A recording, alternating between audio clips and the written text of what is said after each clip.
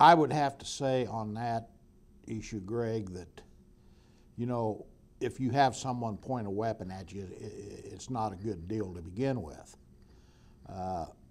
Fortunately, during my career, I've had three instances where individuals pointed weapons at me. I made a decision not to shoot and was able to talk them down. I think I was lucky. You know, would I have hesitated if my last ditch effort hadn't worked? No, I would not have. Any time when the general public's in danger or an officer's life is in danger, unfortunately sometimes doesn't leave you any alternative. And that's something none of us ever want to have to do. And I've always had this philosophy that, and I've carried this with my staff here, you know, you have families, you need to go home at night when your shift's done. You know, do what you have to do to protect yourself and the public.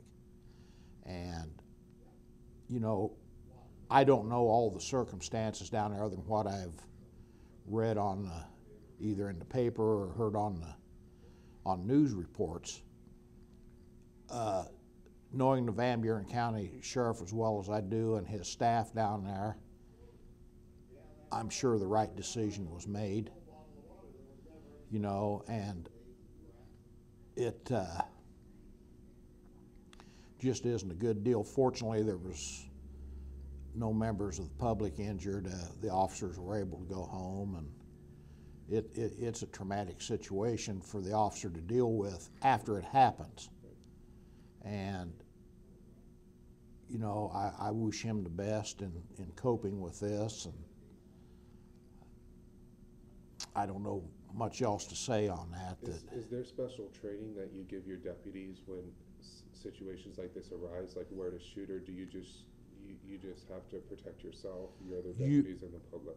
We have written policies and procedures for officers to follow when they encounter a armed suspect. Unfortunately, in our line of work, sometimes you just have a split second to make a decision. And, you know, I think there's always a little prayer said when you make that decision that it was the right one. You know, fortunately here in my career, we have never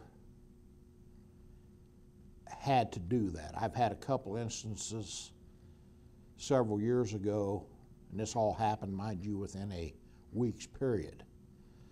I encountered an armed suspect who had run from the Ottumwa Police Department south of Ottumwa.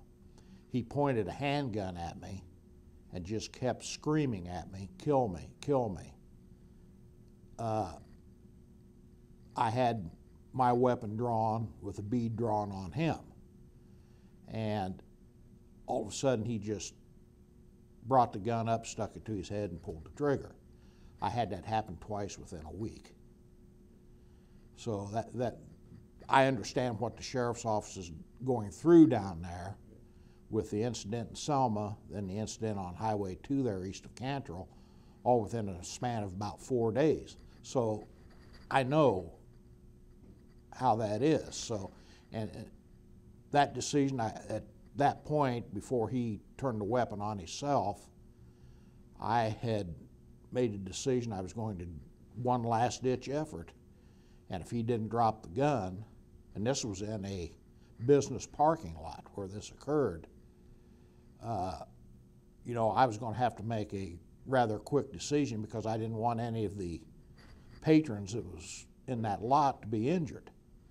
When you deal with a situation like that, obviously you're thinking of the general public, you're thinking of yourself, but also the suspect's safety as well. Exactly, you know, and as we're taught in the law enforcement academy, when you fire that weapon, it's to take them out. It's not to wound them or scare them.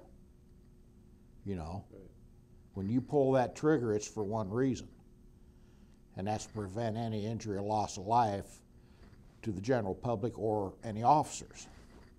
I had another instance where an individual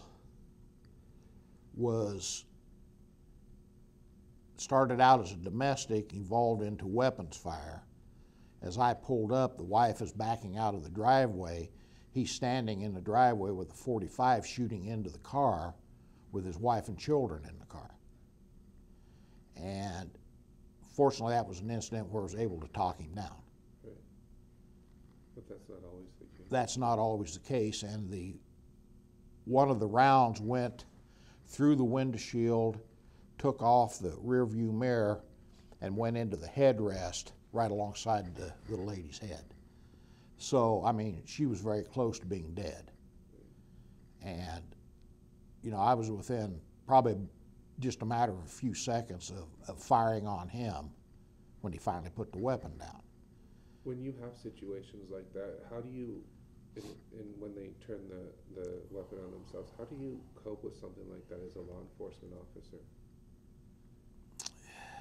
It's tough. I mean, you got to try to quickly say the right things that'll make that person think for just a second, say, hey, maybe I don't want to go through with this.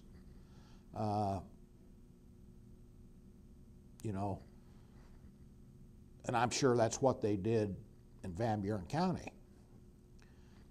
Sometimes it doesn't work, and it obviously didn't in that situation.